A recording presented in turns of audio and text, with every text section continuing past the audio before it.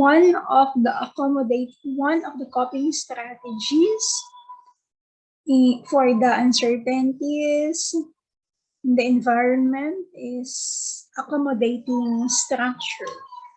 So it is said that we are going to change the structure in order to fit into the environment. So if the environment is stable, a mechanistic structure is an effective accommodation. So if the environment is unstable, then an organic structure is the better fit. If the environment is stable and then the organizational structure is organic, a dysfunctional flexibility emerges. And if the environment is unstable and the structure is mechanistic, a dysfunctional rigidity is produced. Okay, why? So this is the structure, effective accommodation. It will become an effective accommodation if we are using, if the organization will be using mechanistic. If the organization is stable, then it will become an effective accommodation if mechanistic structure will be using. But if the organization is stable, yet organic will be the one to be applied, then there will be this ineffective dysfunctional flexibility. Here, if the environment is unstable, then if you use mechanistic, then there will be this ineffective dysfunctional rigidity. But if the environment is unstable, then you use organic structure, then there will be this effective accommodation. Okay, question, what is a mechanistic structure? What is an organic structure? When we speak of mechanistic structure, the leadership here is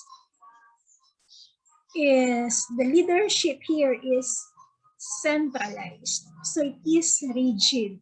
It is strict it is firm in every rules and policies inside the environment. That is the structure of the mechanistic. But in organic, if mechanistic is centralized, in organic, it is decentralized. Okay? So again, mechanistic, it is centralized, it is rigid, it is a vertical structure. Inorganic, it is the opposite now of organic. So in organic, it is decentralized, it is horizontal, and then there is this flexibility. So like what I said, organic is the opposite of mechanistic. Now, let's go back. In a stable environment, why it is effective if the structure is mechanistic? Well, if it is stable, meaning to say it produces a lot, meaning to say there is a need, there is this standard that is being followed in the environment. So therefore, the structure should be mechanistic. So if there is a standard to be followed, there is a need to use this kind of structure to make sure of its effectivity. Like for example, like what we mentioned a while ago, in mechanistic, it is rigid, which means it is firm. So how can we make the environment to become stable if policies, rules are not being implemented. So that is mechanistic. It is strict. There is someone in power. There is someone in authority who will tell you that how something should be done in order to maintain its being stable. Okay, so that's why if in a stable environment, if organic will be used, then there will be this ineffective, dysfunctional flexibility. Because in a stable, that is not its nature. Okay, so again, let's define what is mechanistic again. Mechanistic, it is centralized. It is rigid. It is firm. Okay, there is someone in authority. Okay, that is mechanistic. Okay, so inorganic. So why inorganic? Why inorganic? We use this in unstable. Okay, in unstable. Because inorganic, it is decentralized, it is horizontal, unlike in mechanistics, vertical is vertical. Because in organic, it allows flexibility. Unstable means it changes depending on the behavior of the environment. It is adjusting to what is inside. Okay, so if the kind of environment is unstable, so the structure should be organic. Why? Because in order for this kind of structure to cater the different potential in this kind of environment, okay? In order to share the different capabilities of the individuals in that kind of environment. Because if we will be using the mechanistic, then in this kind of environment, which is unstable, how can you cater this kind of people who wants to share their ideas, who wants to express their talents. Okay, so in this kind of environment, really, the one that is effective is organic. So therefore, we will conclude now that the kind of structure to be used depends on the kind of the environment. So that's why it is said here, change the structure to fit the environment. It is not the environment that will change just for you to push through the kind of structure that you want. Because of course, if you will start from this kind of strategy, changing the structure to fit the environment, later, all of your effort will pay off. Because as you do this now, changing the structure in order to adopt the environment, time will come that slowly the environment will now change accordingly to what kind of environment you want to have. But first, what you need to do is to change the structure for you to be able to get in. Because you can never get in if you are not going to adjust first. So adjust first in going inside that particular environment so that you can do whatever you want.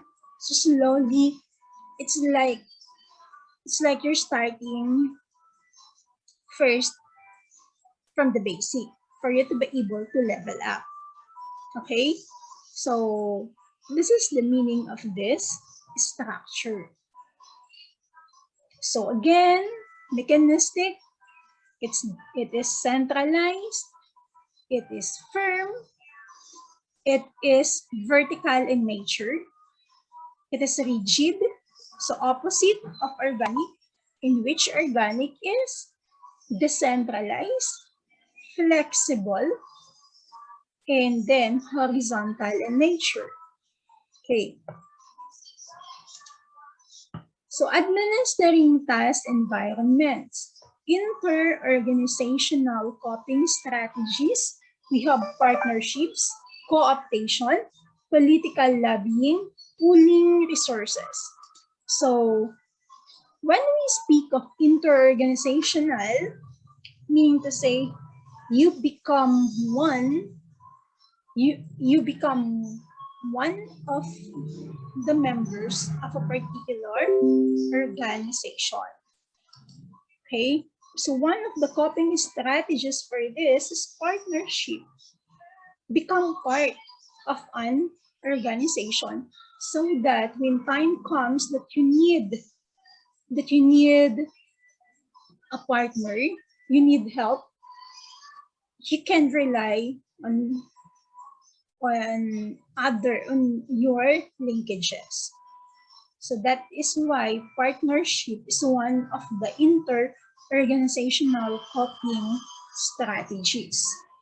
Become part of other organization, again, for you to be able to make sure for your environment or for your school to be able to bounce back right away if something happened. There will be a support system. Okay, co-optation. It is the act or process of being elected or selected into a body by the existing members. So another inter-organizational coping strategies is by co-optation.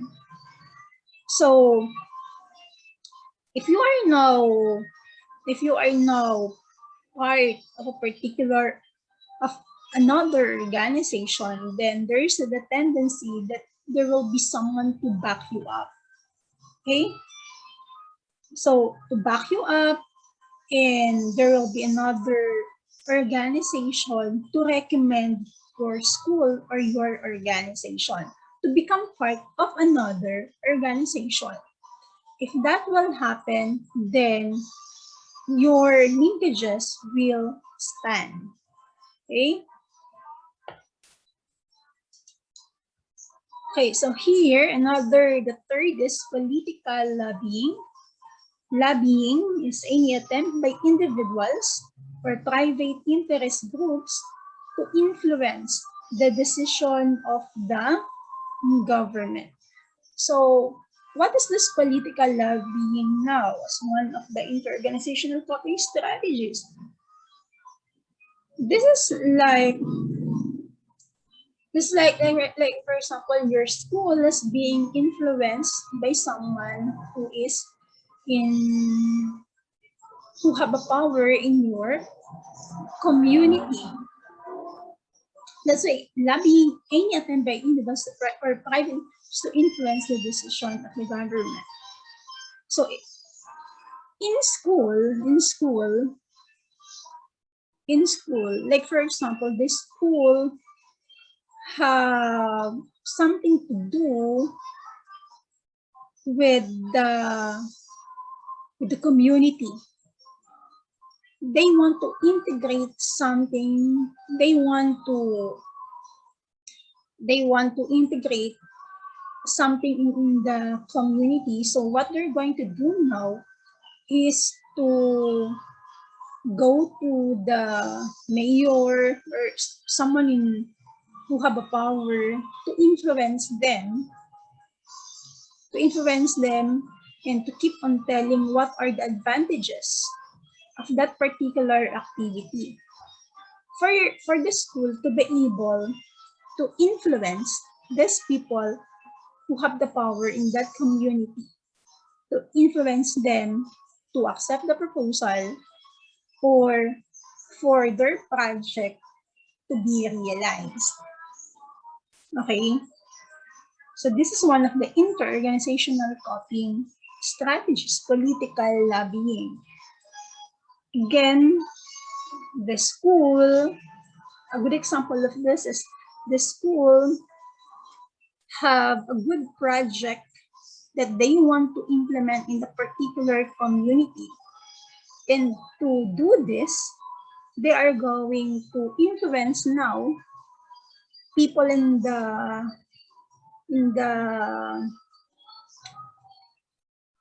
people who have the power, like the mayor, the governor,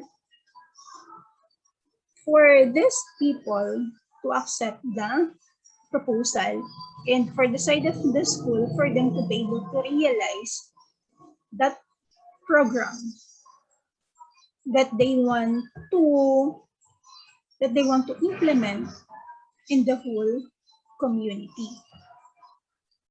Okay, so next is pooling resources. In resource management, pooling is the grouping together of resources, assets, equipment, personnel, effort, etc., for the purposes of maximizing advantages or minimizing risk to the users.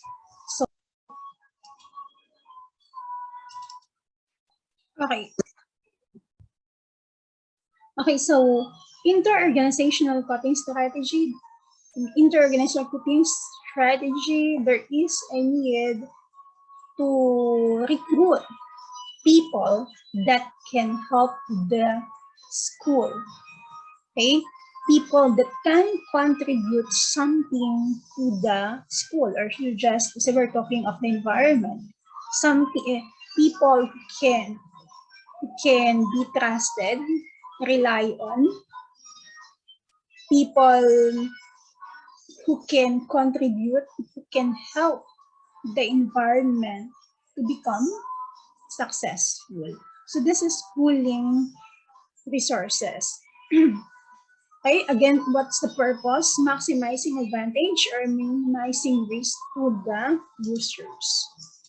Okay, so institutional perspective, institutions are more or less agreed upon set of rules that carry meaning for and determine the actions of some population of actors. Institutional environments are symbolic and cultural in nature. Important ideas include conformity, diversity, and stability.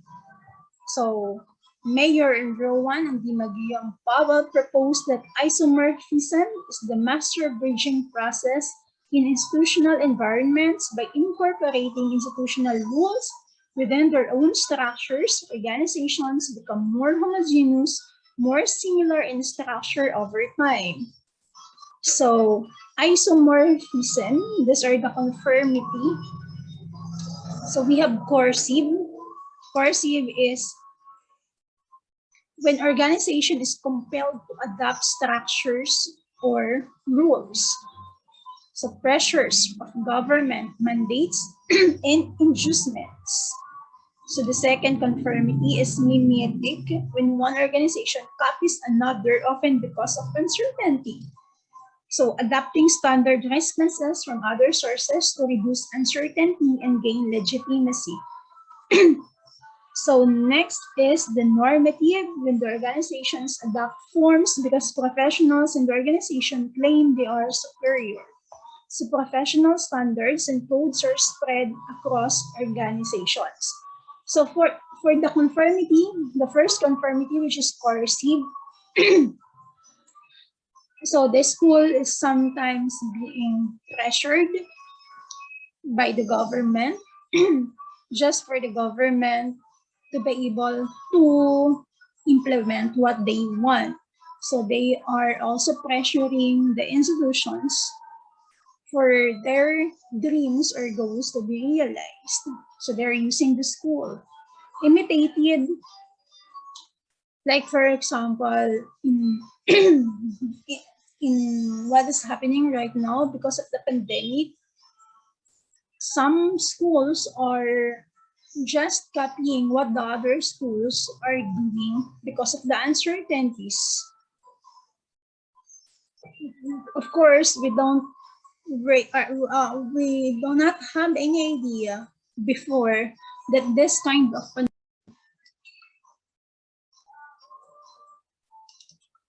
okay, so Imitative example was this pandemic. So what do the schools are doing are just copying what the other schools are implementing because we were not prepared. So our adjustment is gradual. Slowly we are adapting to the environment. So the first thing that the schools were doing before is to just copy what the other school are already doing. So that is imitative. So for the normative, professional standards and codes are spread across organizations. So if in cursive, the school is being mandated or pressured by the government. So here in normative, professionals should be the one to tell what should be done. So it seems like they are the one who are they're thinking that they are the one who should be followed because they are more superior, because they are professionals. So like a good example for this is